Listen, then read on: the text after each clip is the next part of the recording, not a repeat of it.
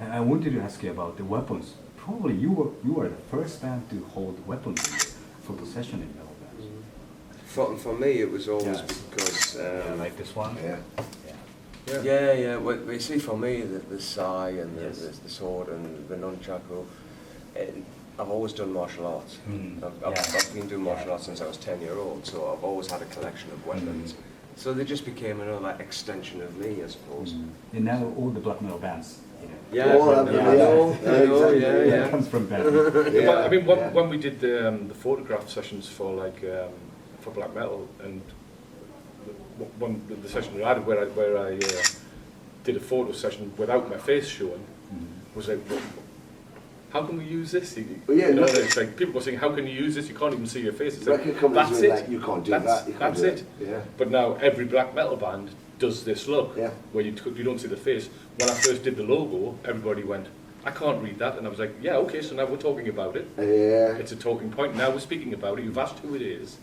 So now every black metal band wants to get more extreme and make their logo impossible. So you can't see the people, you can't read the logo, and that comes from the back of one record. All of that comes from one record. Yeah.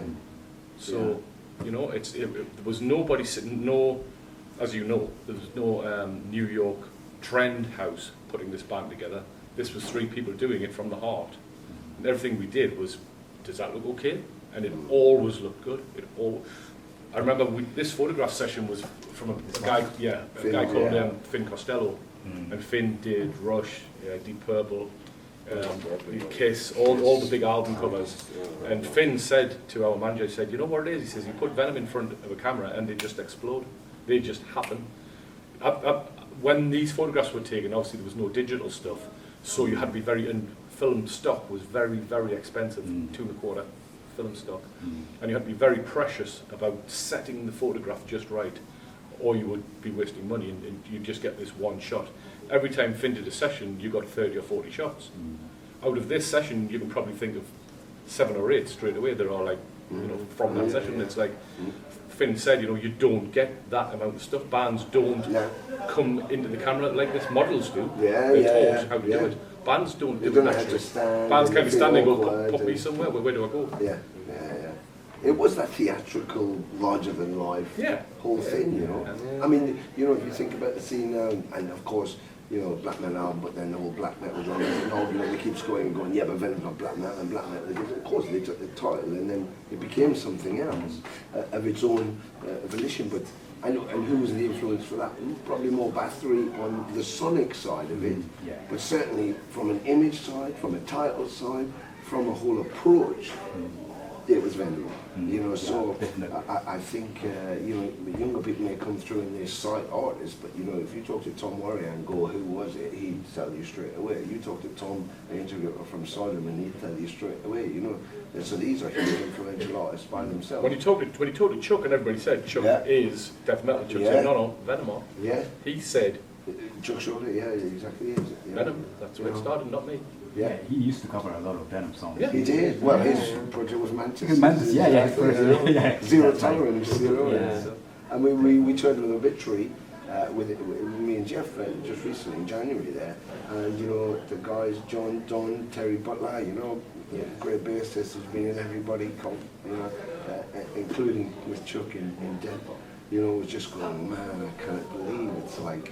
There you go, it's always, there's Mantas. I've got so many questions. I don't want to take up any time because I'll never stop asking him questions, and so, and he's a great player in a great band with a great heritage, so it's that's the kind of thing that in some ways they were missing because it was all happening as it was going and then it started all falling apart, but the speed never stopped. It just kept going and then it was like, poof, and now they were there. I was like, what the fuck was that? And now when people go, they then can realise it was this huge thing, it was a great influential thing, and look what came from it. The good thing about where the band is now is we can go back to those songs and we're playing them the way we originally rehearsed them and originally put them together.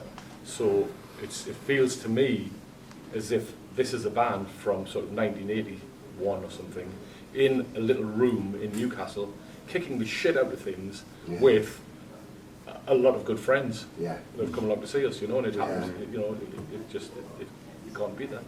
Yesterday, so we did a signing, and two guys, one after the other. The first guy came in and said, you know, 25 years I've been waiting to see Venom, and it was like, oh my God, you've done it 25 years, and it was like, oh my God, 25 years. He leaves, the next guy comes in with 30 years. I've been waiting. And then the next guy comes and says 40 years. He's lying.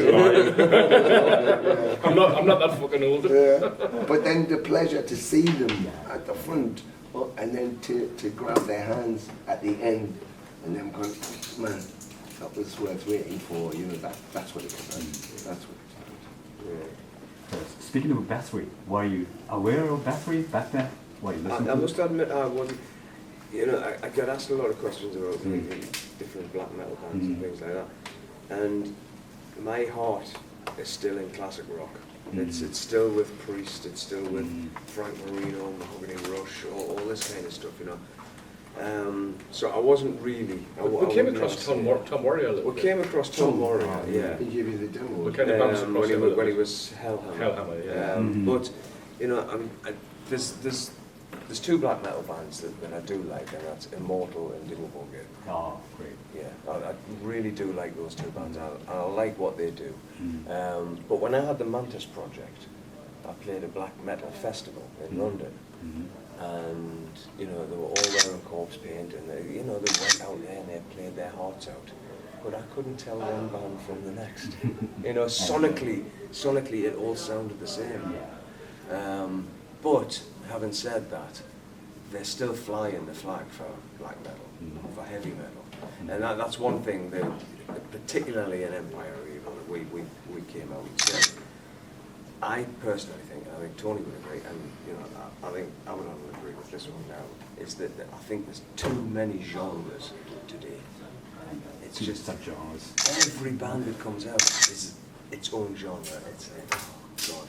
And you know, you've got to think to yourself, I'm responsible for that. You know, so I think it's time to get under the flag of heavy metal again. I think that's poignant, because that's where the argument comes in, because they are responsible for that. But the black metal bands are going, but they're not black. That's not black metal. A lot of black metal fans will listen to Venom, but that's not black metal. And no, it's not sonically what it's become. But back then, also don't forget, back then, you know, with particularly Hellhammer and all of those, were Sodom included, all of those bands, at that particular time, the only way you had a chance of hearing these bands, who were predominantly unsigned, you know, this was the biggest band on any independent record label in the world. I mean, anybody who was of a level was on a major label.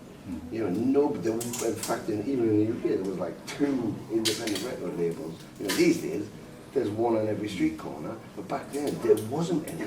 You know, Mausoleum and all of those, they all started 82, 83, they all started. So when the explosion happened, so did the labels come up, and that's when they were there. So then, I used to tape trade, so I would get a list sent through, and just go through and go, tick the ones, and then send off the ones he'd asked for, and that's how people were finding out music. So unless someone came up and gave you a cassette, and then you went home and listened to it, you might never have heard of that band. So being aware of Bathory, what Bathory was doing, or Tom and those were doing, those guys were also, like Dan Milker, great tape traders.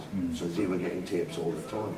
And so they were aware of these guys before, you know, before it really kicked off. But there were so many of those bands, you didn't even, you know, like Chuck, when he was doing the before you went for it, you know, unless you got the tape, you had no idea whatsoever, you know. So it was a different, but that breeds the individuality.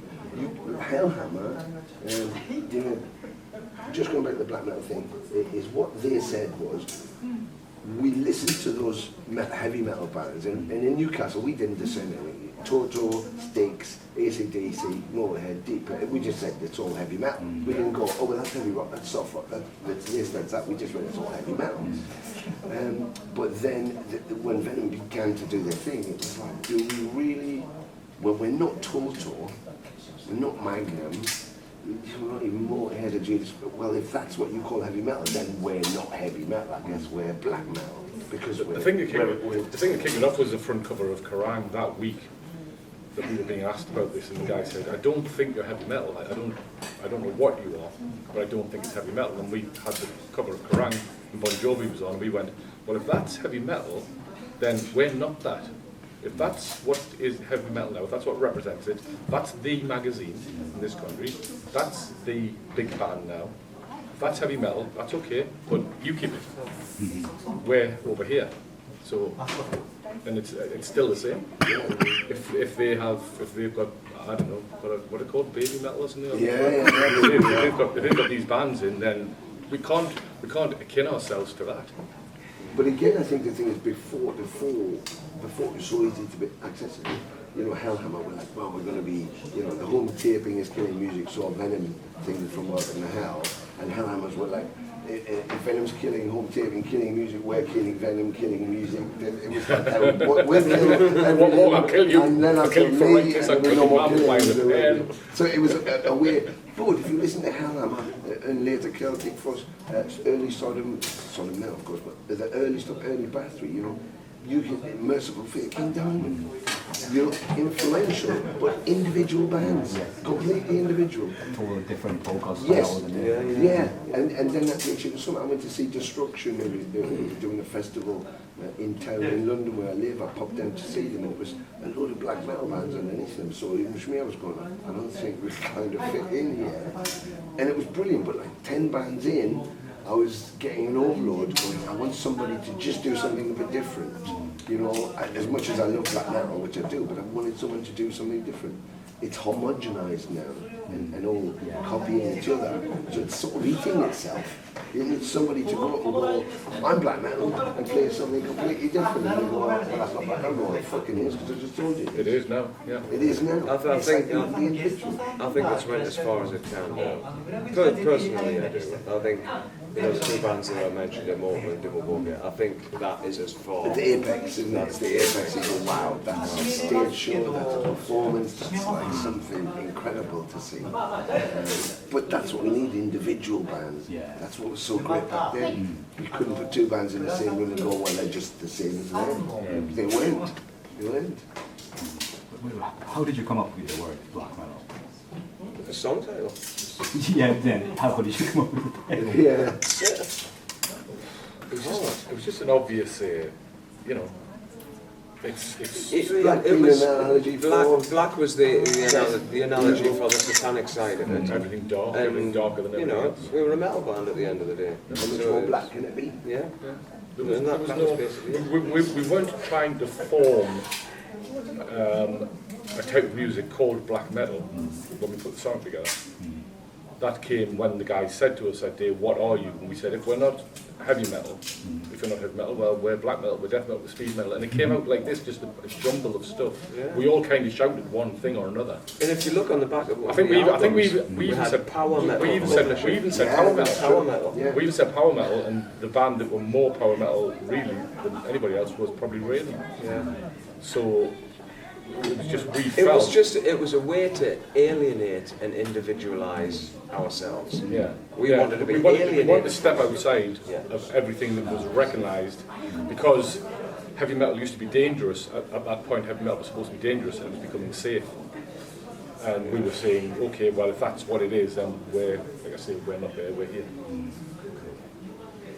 And the song itself, before we go any further, I'll quickly say, the song Black Metal itself is about playing live. There's no satanic connotations in it whatsoever. It's about playing live.